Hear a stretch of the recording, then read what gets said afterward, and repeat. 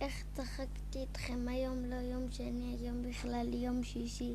היום העליתי לכם מלא סרטונים.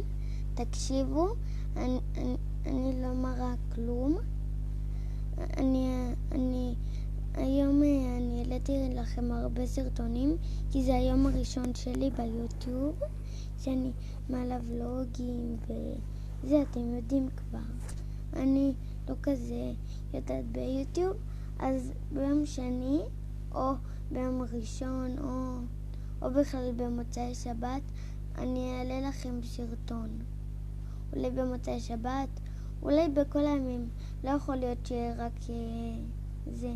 אתם חייבים לראות את הסרטון הזה. חייבים. אם אתם לא תראו את הסרטון הזה, אחרי זה אתם לא תדעו כלום. אתם לא תדעו מתי יעלו סרטונים וזה. לא יכול להיות שכל שבוע אני אעלה סרטונים? אני לא יודעת. כי אני שומרת שבת, אז אני בשבת לא מעלה סרטונים. הבנתם? אז כאילו, אני לא יודעת אם אני אעלה לכם סרטון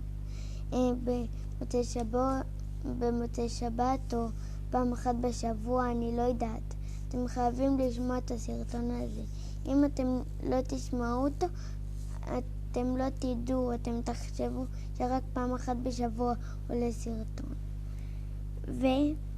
ויכול להיות שאולי אני מעלה את הסרטונים ב-4 או ב-3 בצהריים או ב-2 או ב-1.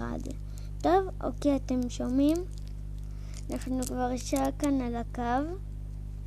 אני אמרתי לכם שאתם תדעו בדיוק. הבנתם? אם אני לא הייתי אומרת לכם, לא הייתם יודעים. הבנתם? כאילו, אני לא יודעת מתי יעלו סרטונים וזה.